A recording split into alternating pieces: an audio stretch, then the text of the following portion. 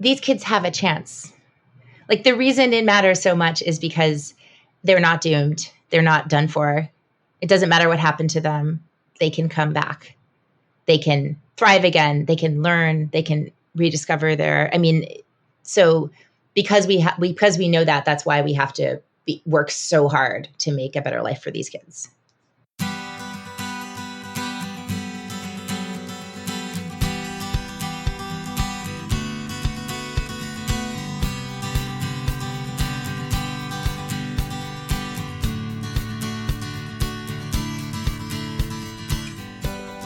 Welcome to Parent Footprint with Dr. Dan. I'm Dr. Dan. This show is about making the world a more loving, accepting, and compassionate place, one parent, one person, and one child at a time.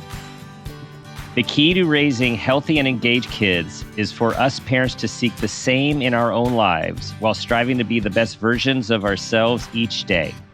No matter who you are or where you came from, with increased awareness, you can be purposeful about leaving a healthy footprint for your children, your family, and all those you care about, while living your own life to the fullest. Today's show is The Stolen Year with Anya Kamenetz. Anya is a journalist focused on generational justice. Her current projects include a kids' climate podcast for Noggin, Nickelodeon's educational brand, and work with K-12 Climate Action to include climate in children's storytelling. Anya has previously worked as an education correspondent for NPR and a staff writer for Fast Company magazine. She contributed to the New York Times, Washington Post, New York Magazine, and Slate, and has won multiple awards for her reporting on education, technology, and innovation. Anya is the author of 5 books: Generation Debt, DIYU, The Test, and The Art of Screen Time. And her latest book, which we're going to be talking about in depth today, which is just released, is The Stolen Year: How COVID Changed Children's Lives and Where We Go Now. She lives in Brooklyn with her family. Anya, welcome to the show. Thank you so much for having me, Dr. Dan. So this is a powerful topic. As I was reading your latest work, I was filled with lots of emotions and was going back and forth between living it through my own life, our kids' lives, our clients' lives, and also trying to get that perspective of a historical perspective of how did we get here and how did this pandemic really not only create so much stress and devastation, but also show the cracks that we have had in our culture for a very long time. Thank you so much for summing it up so beautifully. That is exactly what I went through writing the book while also parenting my own daughters. And that is what I'm hoping that people get from it. So thank you. When did you decide that this was where you needed to spend your time? And spend my time. I mean, that's such a loaded question, right? Because, of course, my husband and I both had full-time jobs when the pandemic hit. Probably this book exists because of our downstairs neighbor, because instead of being stuck entirely without childcare, as many parents were, she agreed to come into our bubble and to trade 20 hours a week for a break on rent. So somehow with half-time childcare and a lot of iPad, we managed to keep all of this up. But I knew because of my personal experience and the vantage that I had that I was able to understand what was going to happen really early. Mm-hmm. And because I have a great editor at Public Affairs, Ben Adams, I'd already done 2 books with him.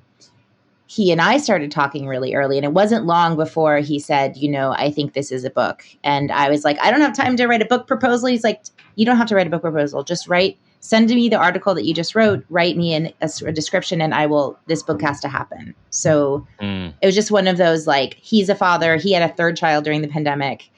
And yeah, like people saying like, you're in this position, like somebody's got to be taking notes. And I'm not the only one, but like that really was what it was. And someone does have to be taking notes. all along there was this seemingly, I don't know if it's a paradox, this contradiction or this riddle of keeping people physically safe out of the hospitals and alive versus like physical health versus mental health. And of course, when we look at the mental health struggles are for people of all ages who became isolated. But as you point out, taking kids away from the social structure, the social contract of school, which is learning, which is food, which is safety, which is daycare, is huge. And I think we're still figuring out what was the cost of the physical protection from the illness versus the mental health devastation. Absolutely. I think it's something that we have been fighting over so much. And I think people don't necessarily realize that they're making very different assumptions when they have these fights or these conversations about the risks and the trade-offs. It's particularly so poignant with children because of the age risk graph of this disease is different from a lot of diseases, right? There's so many more diseases that are dangerous and scary for children, infectious diseases, much more so, right, than adults. And that wasn't the case here. We also have such a safety culture around children, in America, having to do with wanting to keep them safe at all costs, essentially, and making that about their physical safety. And I think you've probably been one of the people, right, who's talked about how we, sometimes we're trying to keep them so physically safe and we don't allow for that growth to happen, right?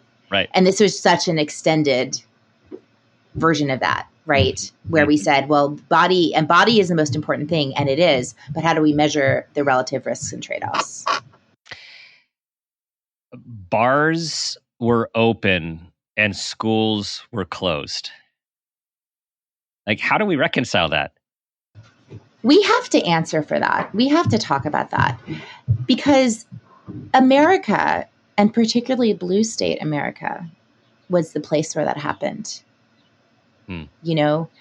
So after the initial lockdowns, which were not controversial all over the world, countries started setting priorities.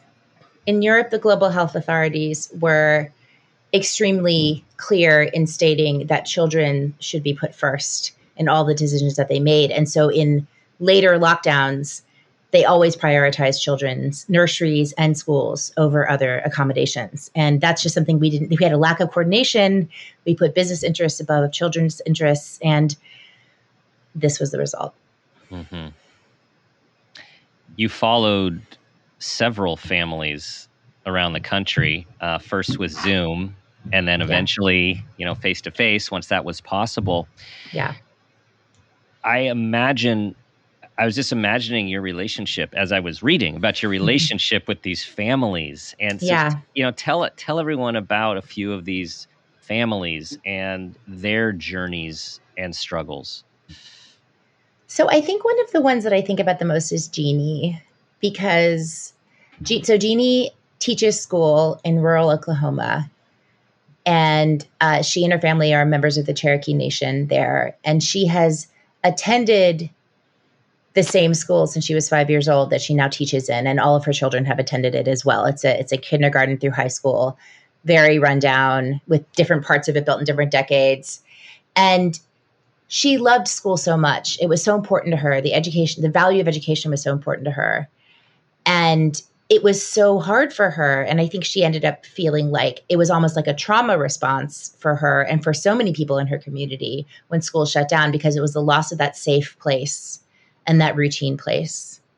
And what was also fascinating about getting to know Jeannie and her 5 kids was that they were each at different developmental stages, and they each had very different paths when it came to the pandemic. So her youngest were 8-year-old twins when the pandemic started, first grade. And they were kind of in the bosom of the family. They seemed to roll with the punches. They always had each other to play with. They kept up with their studies. They were so resilient. The 10-year-old, who I call Ruby in the book, in the middle, stepped up as a second mother, head of the household. And her mother said, it broke my heart to do it, but to see it, but I also needed it so much. And when I went to visit Ruby, I say in the book, she made me a pie and she knitted me a hat. Like she just said, and so she took so much pride in it, but also it's adultification. It's more than a kid should be doing. Right. The middle son, 13 years old, was the most socially isolated, had no out of the house connection, and developed suicidal ideation a year into the pandemic. Mm-hmm. And then the oldest boy, really talented, really charismatic, really smart, started working at Sonic because that was the place he was allowed to go when schools were closed. He stayed remote because his mother was worried about COVID she had to go back into the classroom because Oklahoma opened its schools and had almost no mitigations. So her logic was, I'll keep the kids remote as much as I can. So he's working, he's not at school, and his grades slide. He loses the thread, essentially, with his education. And by the time he picks it back up again, it's too late. He's lost the Oklahoma Promise Scholarship. He's not going to college. There's so many iterations throughout the country, as you point out. There's blue places, there's red places. There are themes in blue places and red places of how these things were handled. There's intra-family situations. There's community situations. You have it's seeming like this divide. You got it larger. The chasm got larger between people who could work at home somehow and hold on to their jobs and parent, and then other people who had to choose between making an income and caring for their kids. And we're still, while there was governmental aid, you point out that only does so much. Well, it didn't get there fast enough because kids need to eat every day. And so right after the pandemic started and schools locked down, they pivoted really fast to giving out sandwiches in parking lots, but child hunger skyrocketed at that moment. And the amount of dislocation just economically was huge, with parents, having to quit their jobs because they didn't have childcare, or losing jobs because places closed. So this was absolutely, an economic disaster, just as it was a public health disaster. And the difference is that America doesn't have the social welfare system in place that other countries do. So we don't have that child tax credit. We don't have that automatic paid leave. Some of the parents that I met, this is their first time ever home with their kids. You let that sink in. I mean, Patricia in DC, she had her baby and went back to work the next month because she worked in the DC public schools, and in order to get a paid leave, she would have had to go on unemployment. So this was her first time home with her toddler. And it was extremely hard, but there was part of it that she actually appreciated, which is kind of a sad statement, I think. You wrote, quote, "The story of what happened to children during the pandemic isn't over by a long shot. The decisions that led us here were made by powerful adults over centuries. We're still the ones in charge, and there is time to make it right. We are at the start of what must be a generation-long process of redressing harms done to children. This is not the last global crisis they're going to see in their lives. This is a perilous world indeed we have brought them into. It's our responses now that will be decisive going forward." That's a lot. Everybody who cares for children knows on some level that you're responsible for making a better future because you have these kids and you want them to have a better life. I just want people to understand that that's a collective responsibility. We hold that in common, and every kid matters, right? Yeah. These kids have a chance. Like, the reason it matters so much is because they're not doomed. They're not done for. It doesn't matter what happened to them. They can come back. Yeah. They can thrive again. They can learn. They can rediscover so because we know that, that's why we have to work so hard to make a better life for these kids. Mm-hmm. And you ultimately have hope. You end with hope, and I see that look on your face. I see you are a hopeful person. How do we get there? How when you when you pull all these threads, and here we still are in the pandemic. Yeah. What needs to happen? Oof. I mean, you want me to answer that on a family level, a school level, a society, globe? Yes. Well, for parents out there, I think that there's work to do kind of processing and integrating this experience. Depending on where your kids are and where they were in the pandemic, they probably had a really different experience. But talking about it is really important. Telling the story. I talk in the book about a little bit of the research on post-traumatic growth, which can be fostered through the processes of narrative disclosure, narrative development, telling stories, talking about what it meant, right? Emotional intelligence, developing that toolbox, and then acts of service actually to others. So putting your experience in context through helping people that were less fortunate as well. So we can do those things. We can talk to our kids about what happened. We can help them with the things they may have missed out on without having a super deficit mindset of I was at the swimming yesterday with my daughter, and another man was there with his daughter and talking about, Charlotte didn't get to have swimming lessons like her brother because of the pandemic, and she's behind in her swimming. And I was like, and Charlotte was like, I'm scared to jump off the dock. And I was like, it's fine to be scared. It's okay to be scared. We can be scared and still do it. Yeah. It's, I mean, you also talk about resilience, which we talk about a lot. We talk about a lot conceptually. We talk about a lot with kids. So kids are resilient. So yes, kids are resilient. There are things we can do to help with post-traumatic growth. And as you also talk about post-COVID growth. And you also say, but yeah, guys, let's not just like, oh, kids are resilient, they'll be fine. There are a lot of kids who have really suffered and have really bared the impact of this pandemic and will be doing so for a long time. Yes, absolutely. And so, schools right now, the majority of them, I think, really understand that mental health has come to the top of the priority list, and they're creating new positions and scrambling to hire them. I think it's really, really important that we don't let the funding lapse. It's a very dangerous thing because we have so many schools that have lost enrollment, and enrollment's based on headcount. This federal money that's come in has filled that for now, but like in New York City, they're looking at cutting the school budget because people are gone. And it's like, if you starve the schools, where do you think the kids are going to come from? Are they going to come back? I don't think so. So we need to keep the resources pumping so that kids who are in the schools can access what they need. And then also, it can't just be the schools. I mean, this is a very disappointing moment for us from a federal policy perspective because it's amazing, however you feel about the bill that just got passed with the climate legislation, the inflation legislation, energy costs. But the thing that was deemed dispensable was the families providing measures in the bill, the child care and the family leave and the child tax credit. And that's really disappointing for those of us who can see the need right now and say, what are we doing wrong? How are we not communicating this so that people are allowed to forget about that? From all of your research, how does this continue to happen? Right? Like this is these are the things that are responsible for the tremendous cracks, which have become huge.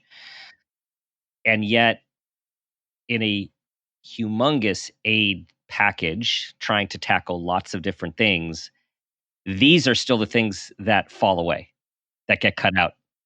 It's so tough because we heard the conversation change. We heard people say childcare is infrastructure. We heard them say the child tax credit will cut child poverty by 50%, and it actually went into work. We saw it work. 40%, but they needed time to get it to all the kids that needed it. So I think there's been progress, but I think what's the legacy that's so hard is two things. Obviously, there's a very strong, conservatism, which equates in two ways. One is the capitalist idea that we can't give handouts to people and everyone has to work in order to prove their worth. And the other part is the family values idea that and this is 150 years old, that helping families means undermining the breadwinner household, which, newsflash, is not a thing anymore. Like, both parents have to work in order to survive in this economy. But the image is, if you give a mother and her children enough to live on, they will not find a man, or they will not stay with a man, and they will undermine the earning power of a man. Like, that is how it has been for 150 years. And I think the messaging is still very strong. Like, how do we get welfare reform, and how do we impoverish families in that way, and put in these work requirements? I don't even know how to respond to that. I mean, that way of thinking seems, while I'm aware of it, it seems very outdated and very and not relevant to the. I completely agree, but I mean, it's hard to not see the pattern recurring. Oh, right? Yeah. Oh no, I agree with you. I just, as I hear you saying it, it's just. You don't even, my mouth is open. It's like, how do you fight that? Like, we have to do something different. We can talk conceptually all day long. And the bottom line is, until people get what they need, our kids and our families many of them are in trouble. Do you know that during the pandemic, states went into the pockets of non-resident fathers and took CARES Act money, pandemic relief money, out of their pockets and used it as repayment for child support that the fathers were not giving to the mothers. So they were like, we, the states, made up for your child support payment that you were judged to have to pay. And so we're taking your pandemic relief. We're not giving it to your children. We're taking it back to pay us back. You're looking confused. I liked the first half of that, which was, I was waiting for you to say, and so they just gave it directly to the kids who needed it. They're their kids. Yes. Yeah. Right. Wow. Okay. So, depending on who you talk to, there's a lot of different experiences, and you write about some of the kids who are like, you know what, I'm living my best life. I didn't really like school. I guess a backstory to a lot of those kids, either whether they are introverted or have some social anxiety or just overwhelmed by the mass public system, they liked it. They didn't have to go out. They had the comfort of their home. So there are those kids. I don't know what percent there are, but I know in our practice, we definitely experience that as well. And a lot of parents, which are like, whoa, same types of parents, like, this is actually really nice. I don't really want to have to go back to all of these social gatherings and be at home. But then we had a huge number of kids who were isolated, who were not getting their physical or emotional needs met. We had a epidemic of depression and anxiety going on for kids before the pandemic, which has skyrocketed. The suicide rate has skyrocketed. The impact of suicide on our kids and the grief and trauma has skyrocketed. I mean, these are people who will not be the same. Of course, the families who lost their kids will never be the same. The kids that lost their close friends will never be the same. You can integrate over time, but you are forever altered. And we still have this happening, as I can say from, someone who has a center where we cannot meet the mental health needs of the kids in our community. And so I'm finding myself very, emotional about this. It feels overwhelming when we really look at what is happening now while we are trying to move ahead and repair. And I don't even know if there's a question in there. I'm looking for some wisdom from you, Anya. I hear you. it must be so hard. I mean, on the one hand, it's amazing that you're in a position to help, but I have a practitioner I talked to in the book where I was like, do you have more demand? And he's like, I don't know. We're always full. We're always full. We were full before the pandemic and we're full now. Mm-hmm. So the only thing that I can say is that I know for me, and I think for a lot of people I know, have learned basic literacy about mental health, understand more about navigating those conversations. I personally had the experience of referring more than one person to a therapist during the pandemic, making sure that they, doing that warm handoff, say, I found this person for you. Are you going to call them? Okay, let's make sure you called them. So the more familiar we get with that, the more lifesavers there are, the fewer bystanders, the more, the kid in my book told a friend. The friend told his mother. The mother told the counselor at school. The school counselor told Jeannie, the mother, and he got counseling, even in rural Oklahoma. That is a love story. That's a true story. That's huge. Huge.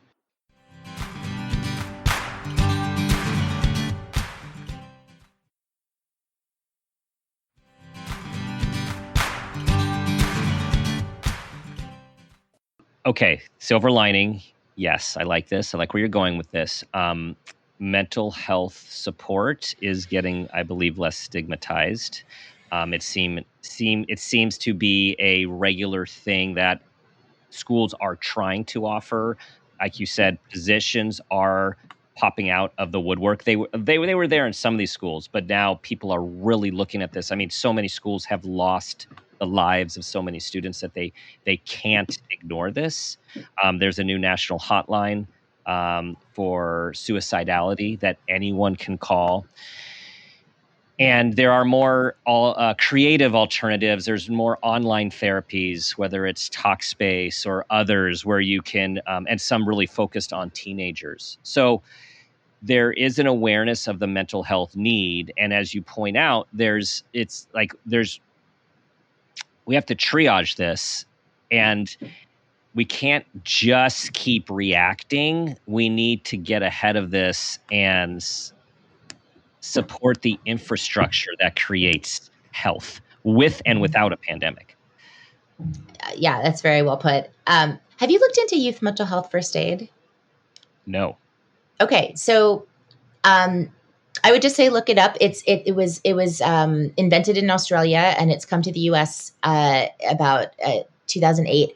The number of practitioners has doubled during the pandemic. So there's been a huge upswelling of interest. It's basically a first aid training, very similar to, it's 8-hour training. And it is helping people understand the signs, understand self-care techniques, how to handle that conversation, negotiate, whether it's drugs or it's eating disorder or it's a meltdown in the moment or depression, suicidality, what to notice, what to watch for, how to engage people. And it's got randomized controlled trial evidence behind it, not only for people feeling more efficacy in referrals, but also for individuals themselves in going through the training that they gain the self-care skills and the level of just community awareness goes up. So the more people get the training, and they're even giving it to teenagers to help their peers. Nice.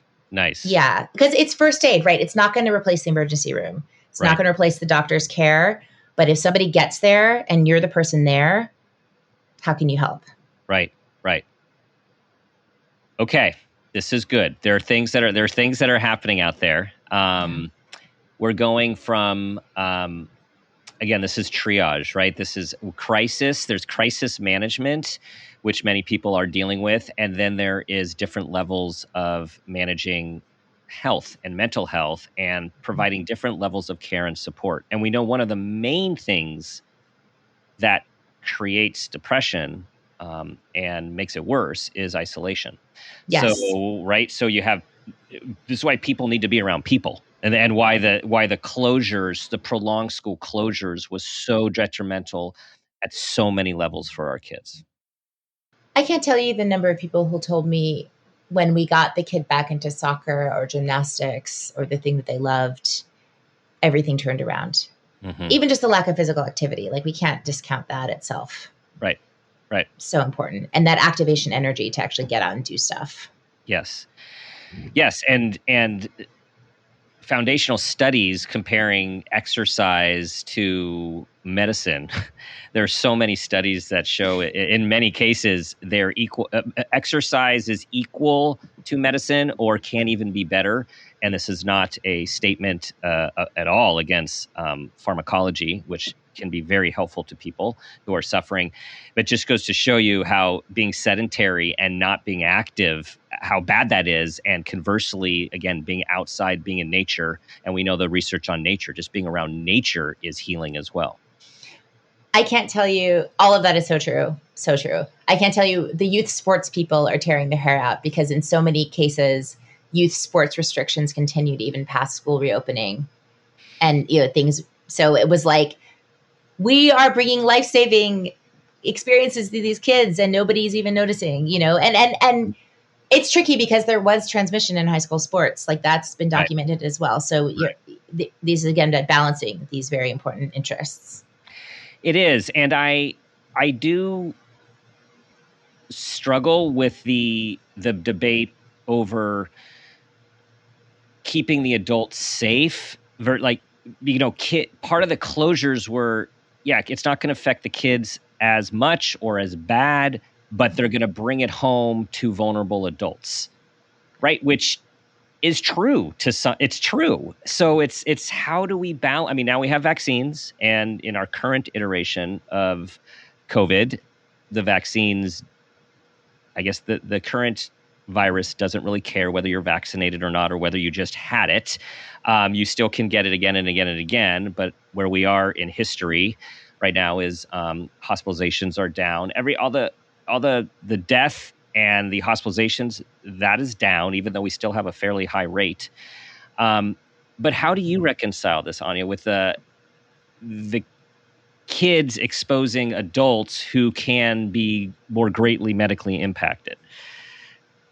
So I'm gonna just expand that out to say that, like all things, it follows equity lines in the United States, so that there's a much higher rate of intergenerational households in low-income communities, in immigrant communities, in Asian communities, Hispanic communities. Mm-hmm. So the level of risk, it's very real, and the disproportionate impact is very real. And so whenever we make policies that are sweeping, or for me, with my privilege to make a pronouncement about policies, is not okay, right? Mm-hmm. But unfortunately, on a public health level, we do have to have guidance for people. And I think that the more that we know, and the more we know about the fact that this is not going away, the more that we have to just be very clear about the risk and the impact. And I know for the grandparents in my orbit, including those who are immunocompromised, eventually made the decision that they want that exposure to their grandkids, and they're willing to live with the risk. But that has to be informed. It has to be an informed risk. Mm-hmm. And we have to think about it. I mean, we have to think about the costs and the benefits. Mm-hmm. Mm-hmm. I wish it was easy, but it's not. A close friend of mine's father wrote a letter to the school board because after they had opened up sports, they then closed it down and no one was able to watch. And he wrote this really powerful op-ed piece that basically said what he felt the decision was depriving the kids of, their parents and the grandparents of, and that he felt that he had free will to choose if he wanted to put himself at risk by attending a game to support his grandchild and see his grandchild play while he's still able to, and that he felt that should be his decision and that decision not be taken from him. So that's just an example of these nuances. I just think too, Dan, that it's really important for us all to be humble, because for all the restrictions that we've placed, there are very few differences between. Our country has one of the highest death rates from COVID in the world. And it is higher than countries that are peer countries with high incomes that opened up their schools in the spring and the summer of 2020 and the fall of 2020 completely. Mm-hmm. So we didn't get anything for our closures and our restrictions when placed heavily on children. We didn't get anything tangible from closing schools during Omicron when deaths were mounting in this past winter. We didn't get anything for continuing to mask 2 and 4-year-olds and in daycares when other countries weren't doing that. So, it's one thing to say like, okay, you don't want that on your conscience because it's a greater Right. risk, but actually from a public health perspective, where can you point to the benefit? Right. And again, hindsight. So it's like hindsight's always 2020, but when does hindsight stop and present reality living start? Right? Like when do we stop looking back and making decisions based on what is best all the way around? That would require so much consensus building and so much agreement and people having the same visions of reality or accepting the same truths. And we're just so far from any of that. Yeah. It's really hard. So we both agree that the pandemic is real. Mm-hmm. We both agree that the pandemic has killed lots of people. You'll stop me if you're not agreeing with anything. I read your book, so I kind of know where you're coming from. Yeah. We agree that immunocompromised people are more vulnerable and worse things can happen to them. And as you're pointing out, even though we had all of the isolation, the quarantine, the school closures, our numbers still are worse than many, if not most, of the other nations, comparable nations, right? First world nations. Yeah. Yes. So, right. So we just go on living. Like what as your title says, as your subtitle says, where we go now. Where do we go now based on your research?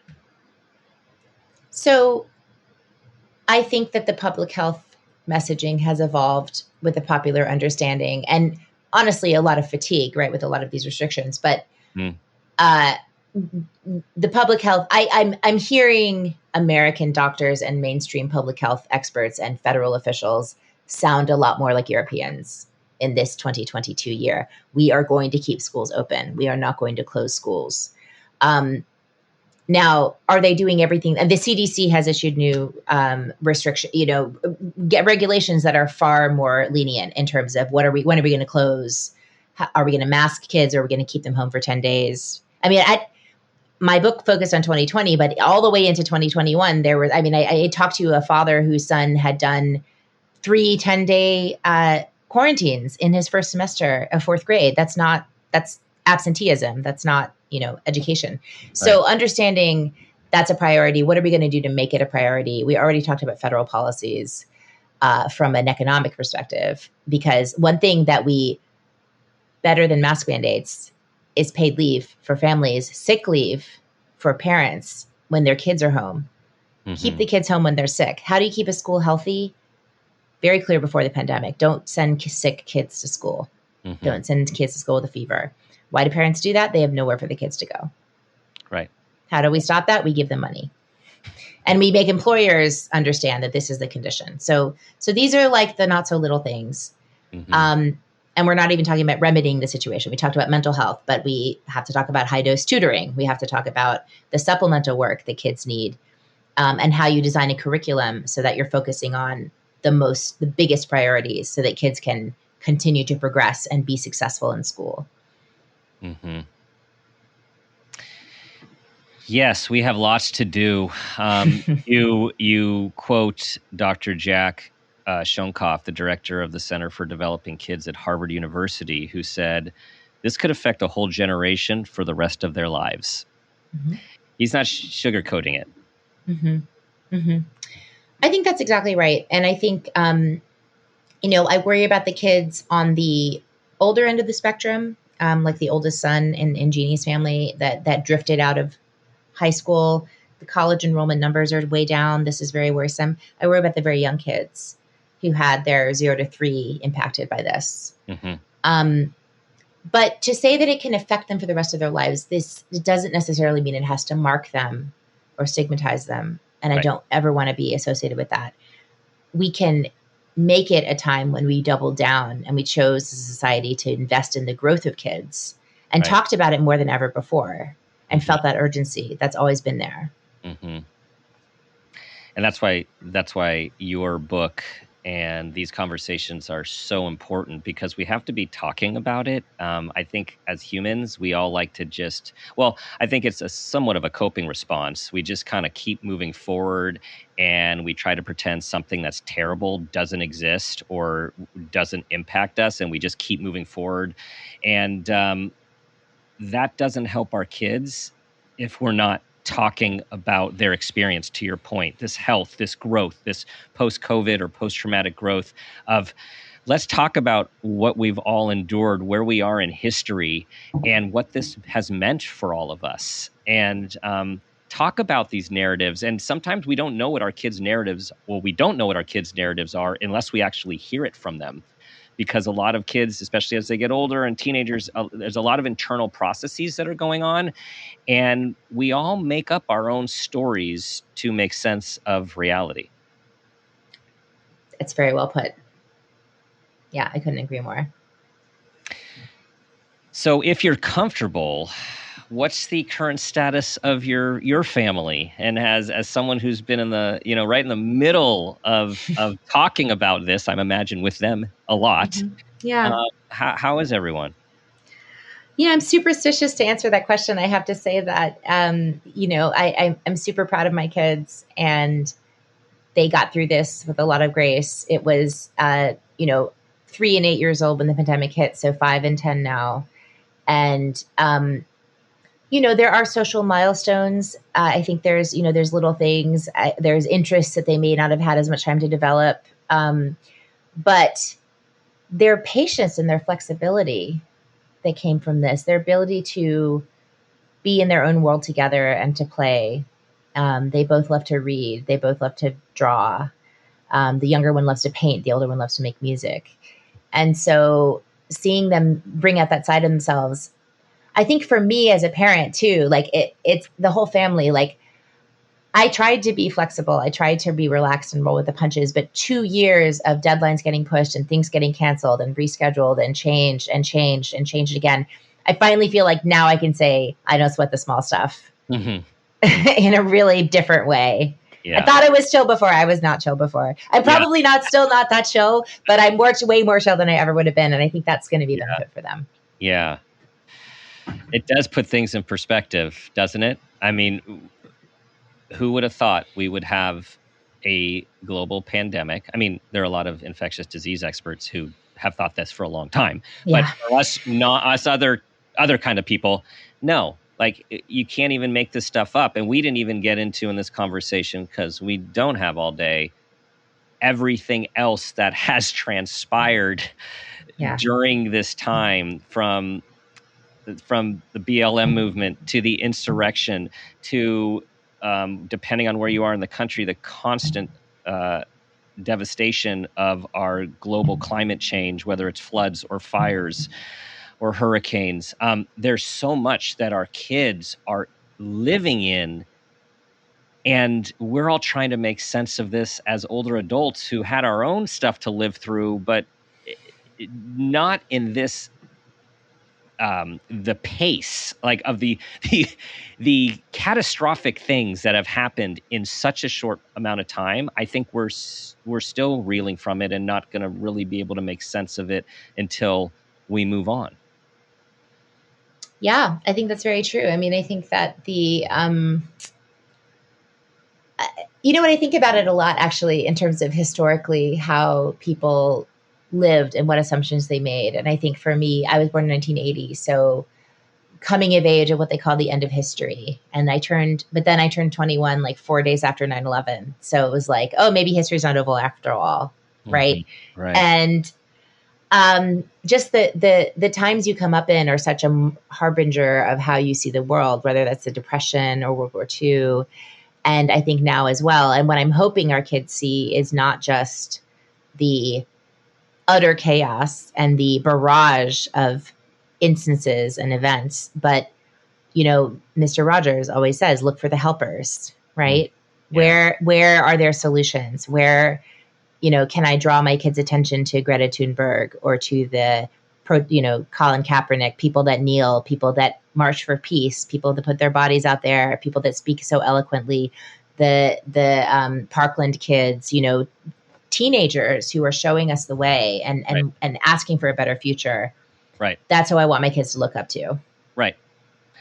Yeah. And thank you for adding Parkland, and of course my own coping and denial and I didn't even throw in there the multiple mass shootings that have occurred in a very short amount of time.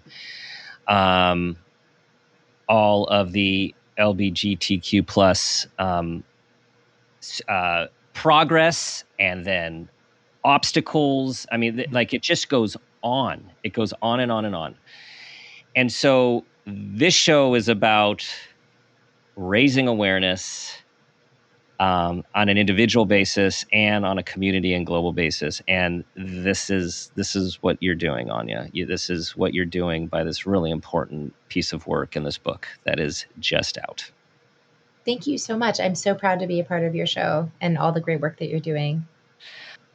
It is time for the parent footprint moment question. You ready? Yes. Okay. Tell us about a time that you became aware of yourself as an individual, as a parent, or even an awareness of your own parents, and that new awareness had a positive impact on your life, your kids, and or those you love.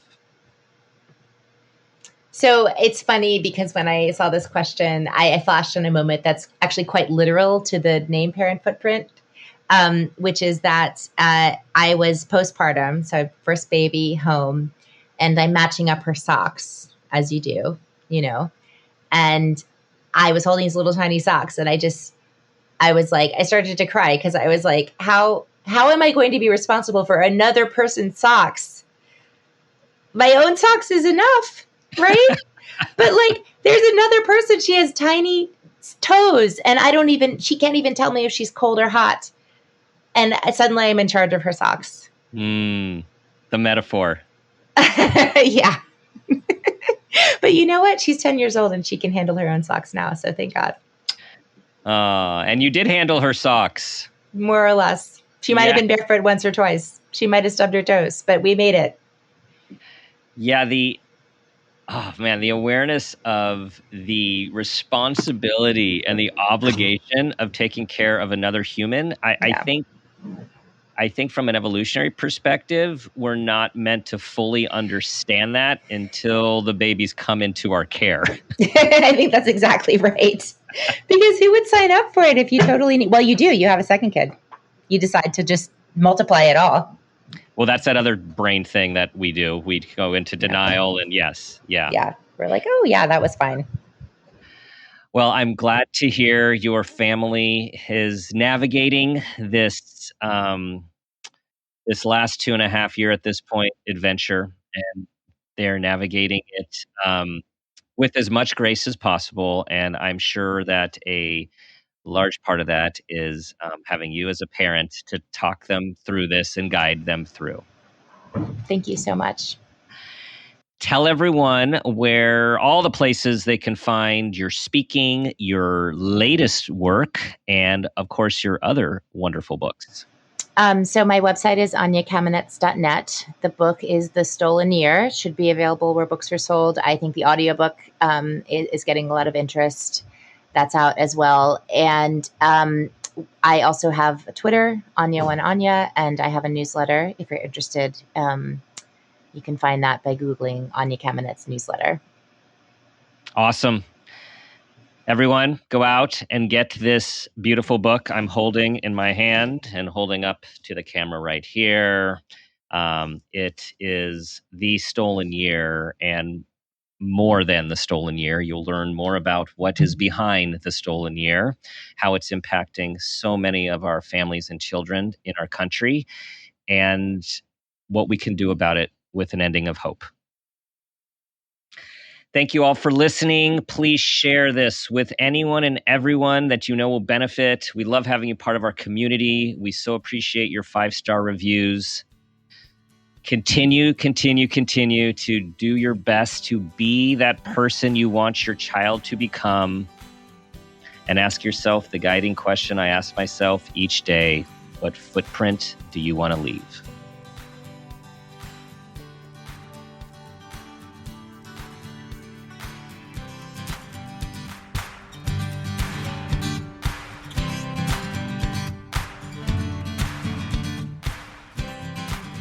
This has been a Peters and Rossi production. Parent Footprint with Dr. Dan is produced by Laura Rossi. Our engineer is Phil Rossi. Theme music is Strummerman, composed and performed by Pro Tunes. Artwork is by Garrett Ross. Follow us on Instagram and Facebook at Parent Footprint Podcast and on Twitter at Dr. Dan Peters. For more information, go to exactlyrightmedia.com.